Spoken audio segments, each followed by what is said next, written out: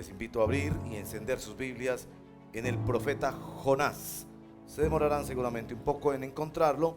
Está después de Abdías y antes de Miqueas. El profeta Jonás. Vamos a hacer lectura completa de la profecía de Jonás, porque allí encontramos los elementos esenciales de la misión cristiana, y como iglesia hemos de recordarlos y profundizarlos, porque todos ellos se relacionan con la gracia del Señor. Profeta Jonás, capítulo 1, verso primero. La palabra del Señor vino a Jonás, hijo de Amitai. Anda, ve a la gran ciudad de Nínive y proclama contra ella que su maldad ha llegado hasta mi presencia. Jonás se fue, pero en dirección a Tarsis para huir del Señor. Bajó a Jope, donde encontró un barco que zarpaba rumbo a Tarsis. Pagó su pasaje y se embarcó con los que iban a esa ciudad, huyendo así del Señor. Pero el Señor lanzó sobre el mar un fuerte viento y se desencadenó una tormenta tan violenta que el barco amenazaba con hacerse pedazos. Los marineros, aterrados y a fin de aliviar la situación, comenzaron a clamar cada uno a su Dios y a lanzar al mar lo que había en el barco. Jonás, en cambio, que había bajado al fondo de la nave para acostarse, ahora dormía profundamente.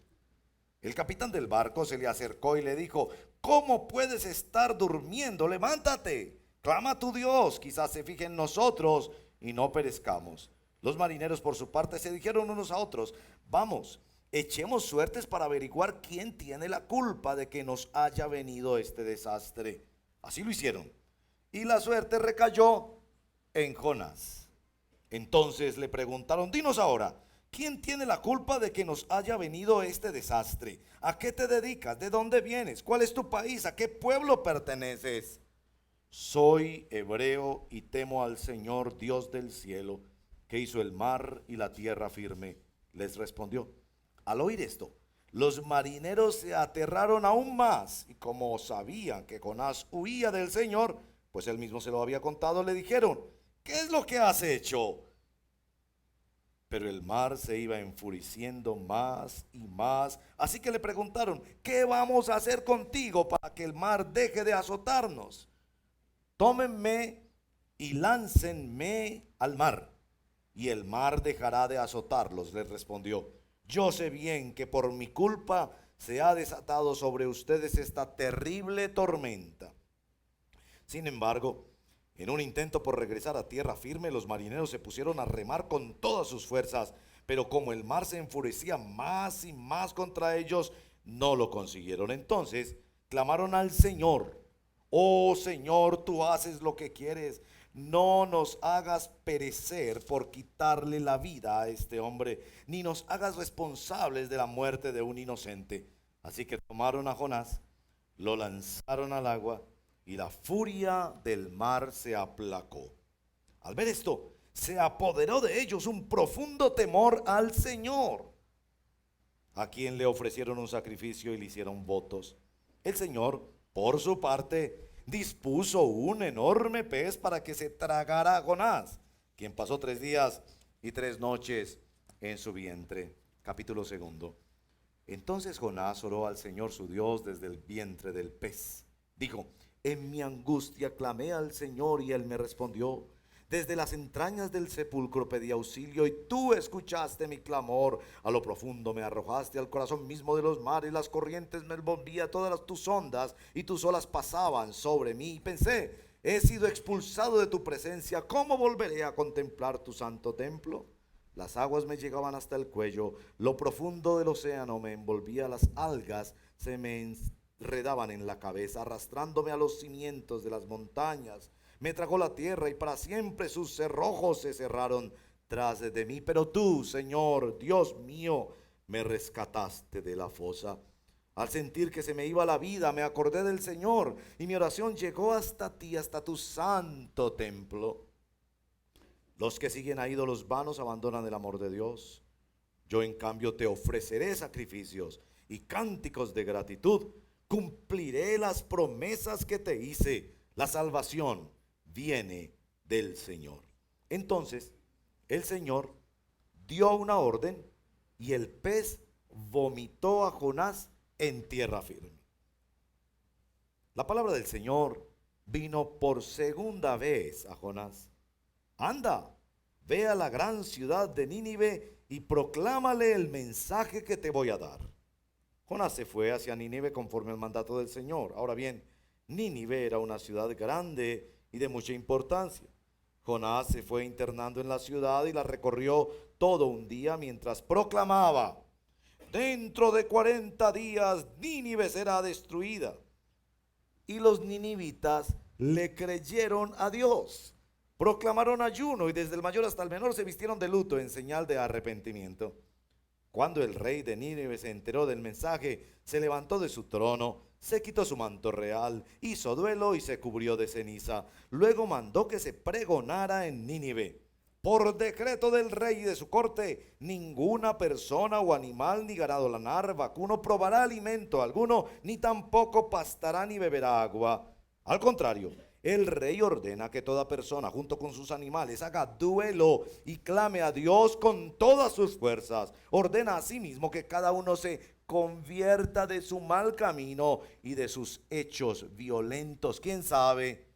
Tal vez Dios cambie de parecer y aplaque el ardor de su ira y no perezcamos. Al ver Dios lo que hicieron, es decir, que se habían convertido de su mal camino, cambió de parecer y no llevó a cabo la destrucción que les había anunciado. Pero esto disgustó mucho a Jonás y lo hizo enfurecerse. Así que oró al Señor de esta manera: oh Señor, ¿no era esto lo que yo decía cuando todavía estaba en mi tierra? Por eso me anticipé a huir a Tarsis, pues bien sabía que tú eres un Dios bondadoso y compasivo, lento para la ira y lleno de amor, que cambias de parecer y no destruyes. Así que ahora, Señor, te suplico que me quites la vida. Prefiero morir que seguir viviendo. ¿Tienes razón de enfurecerte tanto?, le respondió el Señor. Jonás salió y acampó al este de la ciudad. Allí hizo una enramada y se sentó bajo su sombra para ver qué iba a suceder con la ciudad. Para aliviarlo de su malestar, Dios el Señor dispuso una planta, la cual creció hasta cubrirle a Jonás la cabeza con su sombra. Jonás se alegró muchísimo por la planta. Pero al amanecer del día siguiente, Dios dispuso que un gusano la hiriera y la planta se marchitó. Al salir el sol, Dios dispuso un viento oriental abrasador. Además, el sol hería a Jonás en la cabeza, de modo que éste desfallecía. Con deseos de morirse, exclamó: prefiero morir que seguir viviendo. Pero Dios le dijo a Jonás: ¿tienes razón de enfurecerte tanto por la planta? Claro que la tengo, le respondió. Me muero de rabia. El Señor le dijo: tú te compadeces de una planta que sin ningún esfuerzo de tu parte creció en una noche y en la otra pereció.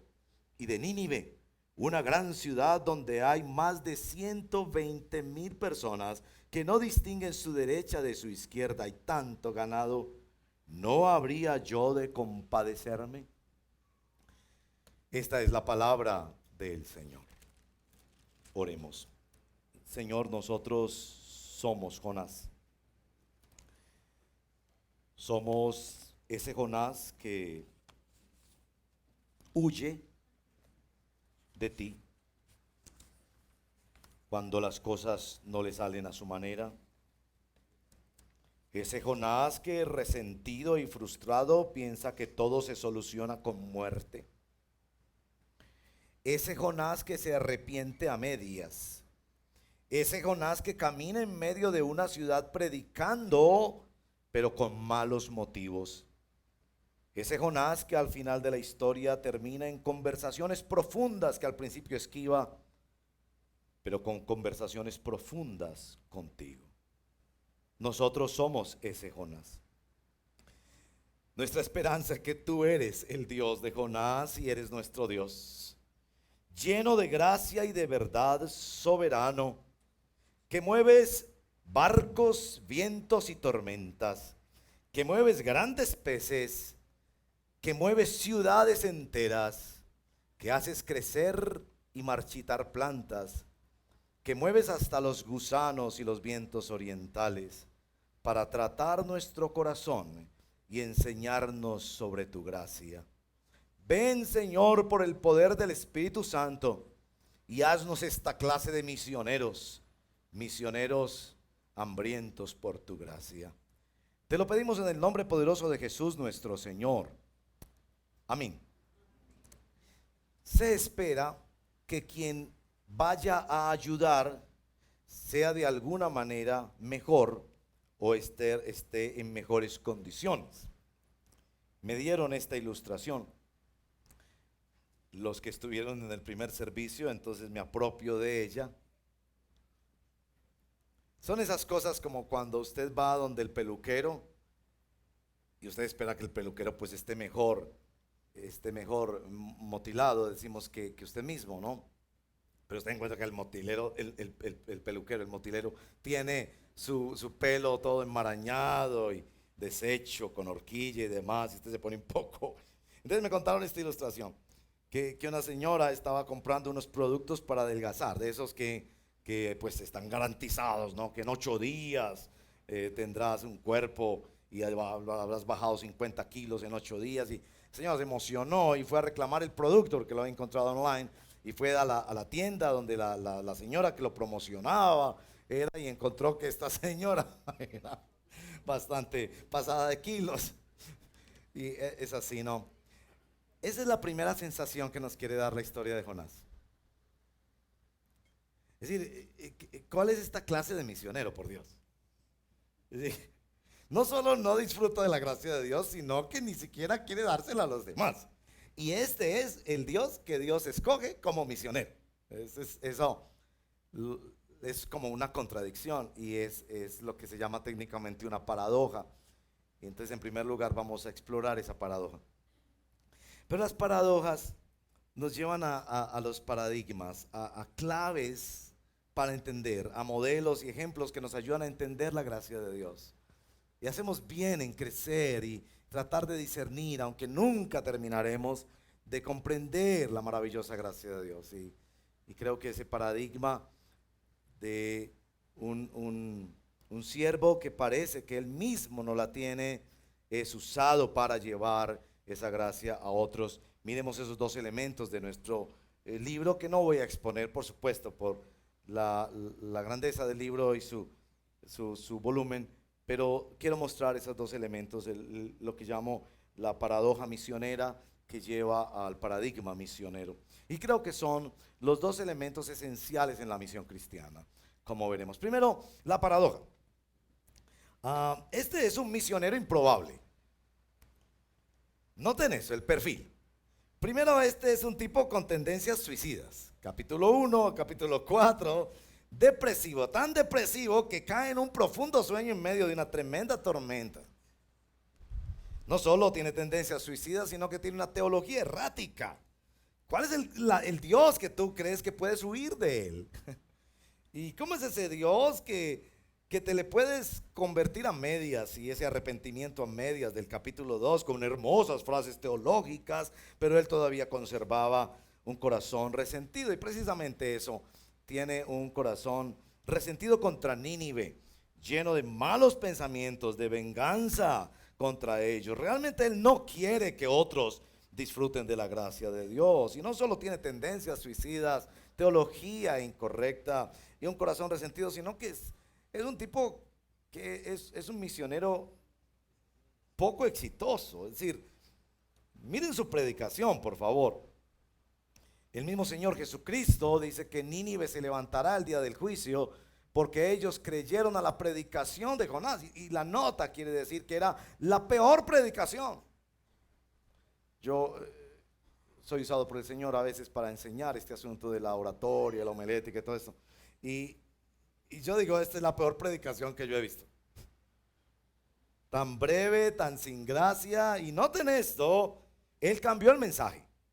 Sí, es tan mal predicador que hasta cambia el mensaje, ¿cierto? Como esos predicadores hoy en día que prometen cosas que no dice la Biblia, que pronostican partidos de fútbol. El tipo cambió el mensaje.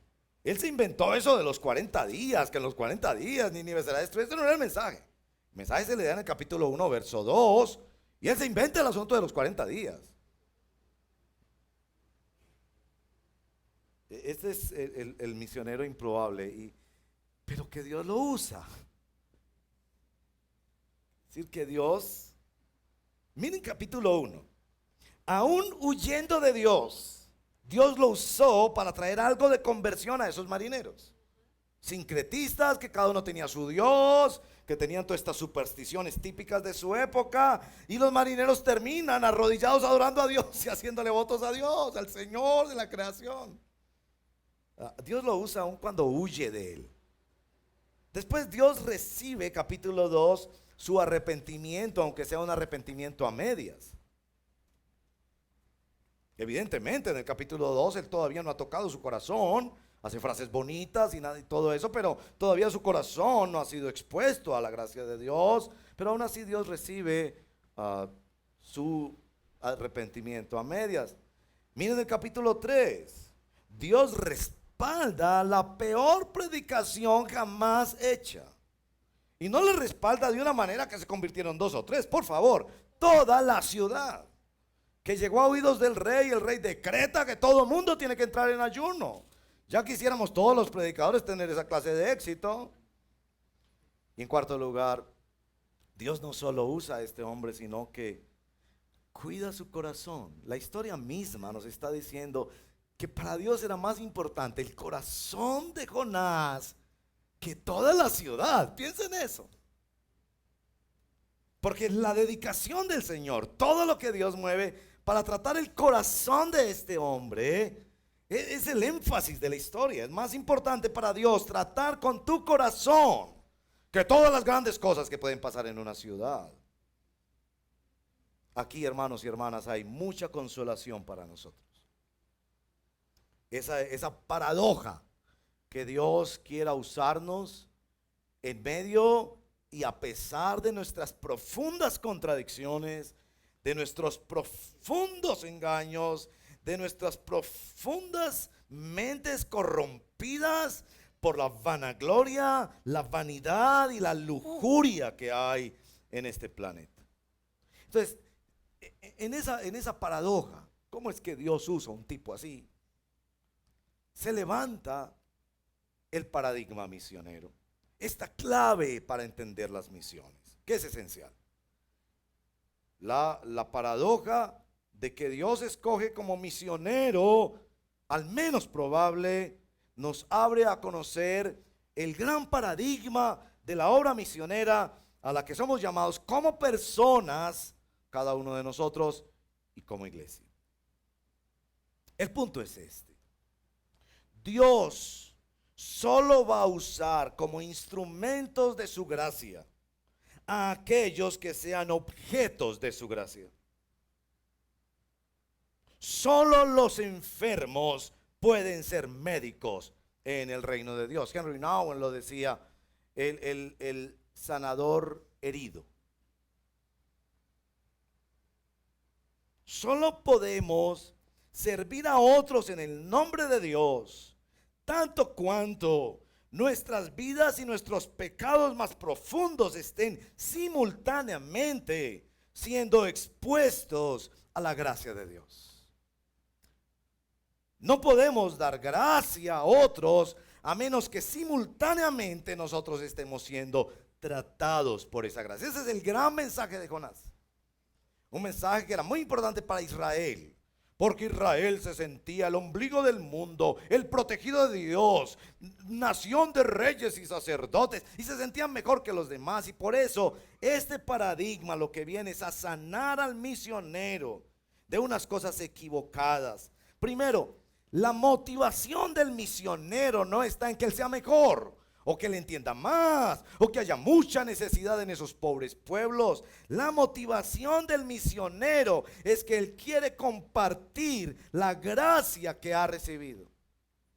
Porque hermano y hermana, cuando usted conoce la gracia de Dios, en verdad usted la quiere compartir.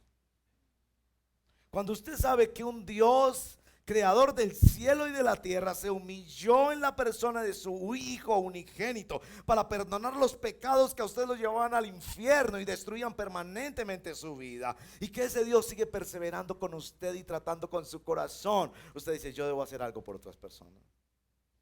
El misionero tocado por la gracia de Dios no necesita más razones. El misionero también es liberado de un ejercicio de misiones que es imponiendo poder. Nosotros no vamos a hacer misiones porque somos mejores. No vamos a trasplantar algo que ellos no conocen. Sencillamente vamos a ir a compartir lo que ya hemos recibido del Señor. Tengo en mis notas aquí esta frase que quiero decirle. Muchos evangelizan a su familia para poderla controlar. Muchos evangelizan a su esposo para poderlo controlar. Muchos evangelizan a la esposa para poderla controlar, a los empleados para poderlos controlar, a los hijos para poderlos controlar. Y aquí nos está diciendo la historia de Jonás, que la razón por que tú compartes con otros la gracia de Dios es porque tú eres un pobre pecador como ellos, que está siendo tratado por Dios. Nosotros no somos mejor que nadie. Podemos llevar 50 años de vida cristiana, haber servido en aquello y en aquello, tener todos los títulos teológicos, haber hecho todas las buenas obras, y seguimos siendo pecadores que cada día, como cantábamos esta mañana, vamos a la fuente de la gracia y solo podemos depender de la gracia de nuestro Señor Jesucristo. Bueno, esa paradoja de que Dios escoja un tipo como Jonás y un tipo como yo, una persona como tú, nos hace pensar en el paradigma de la gracia de Dios, que Dios solo usa como instrumentos de su gracia a aquellos que están siendo simultáneamente objetos de la gracia de Dios. Eso es absolutamente consolador, pero también nos deja unas lecciones muy concretas sobre la obra misionera. Primera lección: si nosotros somos objetos de la gracia, entonces todos somos misioneros. Tú eres misionero, tú eras misionera. Eres misionera en tu trabajo, en tu vecindario, en tu familia.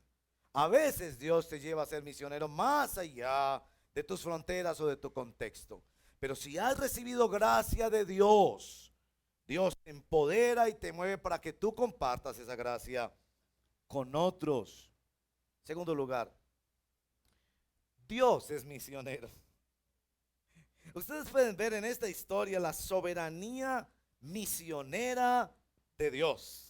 Un Dios que mueve vientos y tormentas, barcas y marineros, grandes peces, ciudades enteras, plantas, un pequeño gusano, vientos orientales, así como personas como tú y yo. En el capítulo 2, verso 9, precisamente y paradójicamente, es Jonás el que presenta la declaración más extraordinaria de todo el Antiguo Testamento sobre la misión de Dios. Y es esta: la salvación viene de Dios. Es decir, es Dios desde la A a la Z. Es Dios el que lo hace. Nosotros no hacemos nada, no nos inventamos nada. Solamente nos unimos a lo que Dios está haciendo. Y escuche bien, es claro en Jonás que Dios está haciendo algo en el mundo. Es una misión global que no pasa solo por nosotros, sino por muchos otros instrumentos de Dios. Dios está haciendo algo en el mundo, pero Dios está también haciendo algo en nuestro corazón. Este es el Dios misionero, que trabaja globalmente y que trabaja individualmente. En tercer lugar, si esta es la obra del Señor, solo para Él es la gloria. y que Dios nos guarde de robar la gloria de Dios. Miren la calidad del mensaje. ¡Qué pobreza! Miren la calidad del mensajero. ¡Qué pesar! Pero miren la grandeza de Dios. Si hay algo notable en Jonás, es que la fama de Jonás no era por su predicación, por cuánto sabía, por cuántos kilómetros había viajado, por cuántos libros tenía, cuántos cursos había hecho, cuántos discípulos tenía. La fama de Jonás es el trato de Dios, cómo Dios lo había tratado. Y yo le digo, hermano y hermana, si hay una fama para el misionero, ha de ser esa, cómo Dios trata el corazón. Usted debe llevar la bitácora de cómo Dios ha movido tantas cosas, ha emprendido una empresa, ha destruido una empresa, ha dado salud y ha quitado salud, ha dado dinero y ha quitado dinero para poder tocar tu corazón. La fama de Jonás no descansaba en otra cosa sino en el Dios que trató con su corazón. Ahora, creo que también tenemos en este texto 3 lecciones sobre el evangelio de la gracia. En las próximas semanas van a escuchar mucho esta frase: la cultura de la gracia. El evangelio que va más allá, va hacia quien no lo merece. Los ninivitas habían invadido a Israel, eran enemigos de Israel. Ellos no merecían esta salvación del Señor. Pero el evangelio va a quien no lo merece. Y el evangelio viaja a través de quien tampoco lo merece. Él debería escoger ángeles para llevar esto. Serían mejores instrumentos de la gracia, sin duda. No personas quebradas como tú o yo. No personas inconstantes con contradicciones profundas en su carácter. Pero Él decide hacerlo a través de vasos de barro para que la excelencia del poder y la gloria sea solo de Dios. En segundo lugar, es un evangelio de advertencia. Capítulo 1, verso 2. El mensaje era claro: dile a la gran ciudad de Nínive y proclámale contra ella que su maldad ha llegado hasta mi presencia. Ese era el mensaje. Es un mensaje de advertencia. Es un mensaje serio. Es un mensaje que dice que Dios trata con el pecado humano. No me diga que la iglesia está en el mundo para hacer milagros. Es cierto que Dios hace milagros sin necesidad de la iglesia. Dígame que la iglesia está comisionada de decirle al mundo: su pecado ha llegado a la presencia de Dios y Dios es la única esperanza que usted tiene para resolver ese asunto. Entonces es un mensaje también esperanzador. Tan esperanzador que el mejor ejemplo somos nosotros, que seguimos cultivando una cantidad de pecados en nuestra vida, y Dios en su paciencia sigue disciplinando, ayudando, liberando y levantándonos para decirle al mundo: mire lo que hago con mi pueblo. Yo tengo una gracia extendida e infinita sobre ellos, aunque tengo que seguir cambiándolos, pero esa gracia también está abierta para ustedes. Es un evangelio extraordinario del poder global de Dios y del poder de Dios para tratar el corazón. Y hermanos y hermanas, es el evangelio del Señor Jesucristo. 2 elementos sobre el evangelio del Señor Jesucristo. El Señor menciona la historia de Jonás en el capítulo 12 de Mateo, lo que nos da la libertad para creer que estamos hablando aquí de un milagro literal. Es decir, él tenía un pez, no sé si era una ballena o no, pero él es capaz de levantar un muerto, es capaz de conseguir que un animal se trague un hombre y que ese hombre pueda vivir allá adentro por 3 días. Pero Jesús menciona ese caso cuando lo hace en 2 dimensiones. Primero, aquí hay alguien más grande que Jonás. Y eso tenemos que decírselo al mundo. Si Jonás le habló a una ciudad y Dios los respaldó, ¿cuánto más cuando es el Señor Jesucristo? Yo en mis notas lo tengo así: la elocuencia del Señor Jesucristo. Tú podrás rechazar a una persona como Jonás y decir: por Dios, ¿cómo este señor que tiene una obesidad mórbida impresionante viene a ofrecerme un paquete de adelgazamiento? Usted puede rechazar a Jonás, pero no puede rechazar al Señor Jesucristo. La vida más perfecta, la más hermosa, la más consagrada, la más útil y la más feliz que ha conocido la existencia humana. Y Jesús cita la historia de Jonás para decir cómo Jonás tuvo que estar en el gran pez 3 días y 3 noches. Así es necesario que el Hijo del Hombre esté en las entrañas de la tierra 3 días y 3 noches. Y no estaba hablando sino de su entrega en la cruz y de su resurrección. Es decir, que Jesús es el proveedor de gracia para nosotros, su iglesia, y para aquellos a quienes el Señor nos da la posibilidad de servir como el pueblo del Señor. Yo les voy a invitar a un tiempo de oración. Y yo sé que Dios, mientras estamos hablando estas cosas de Jonás y la gran paradoja misionera que lleva al gran paradigma misionero, esto de que Dios nos use a nosotros, paradójico, pero esto de que Dios nos usa a nosotros para poderle decir al mundo que no es por méritos, no es por religión, no es por buenas obras, es por pura gracia que Él decide transformar la vida de personas y de ciudades enteras para su gloria. Esto puede significar para ti hoy un llamado específico. Yo te ruego que sea en primer lugar un llamado específico a ver qué es lo que Dios está tratando en tu corazón. Y este es el punto. Allí donde Dios está tratando tu corazón, allí Dios te hace misionero. Miren lo extraño, porque es así la gracia de Dios, que siempre es sorprendente. Jonás tenía un profundo resentimiento por Nínive, deseos profundos de venganza que le llevaban inclusive a desear morir. Y es ese sentimiento depresivo, autodestructivo, el que Dios usa para volverlo misionero. Y tú pensabas que tú venías a una iglesia evangélica a que te resolvieran todos los problemas, y aquí Dios te está diciendo: tráeme tus problemas. Esa es la mejor materia prima que yo tengo para llevarte a dar gracia a otros como misionero en este mundo. Son tus problemas. Un hombre suicida, depresivo, lleno de odio por una nación, y Dios le voltea el corazón. No se sabe exactamente qué pasó con Jonás después de esto. La historia intencionalmente termina en suspenso. Los arqueólogos e investigadores sugieren que la probabilidad más cercana en la historia, que no es precisa, pero lo más cercano es que Jonás regresó a Nínive y vivió toda su vida en Nínive sirviendo a esa ciudad. De hecho, eso se dice así porque es en la Irán del día de hoy donde hay un lugar que se ha conocido por siglos como la tumba de Jonás.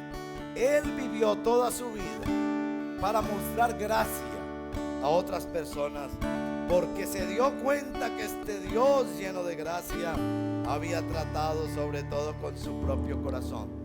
¿Dónde están tus heridas? ¿Dónde está tu dolor? Allí Dios te quiere hacer misionero. Por ello,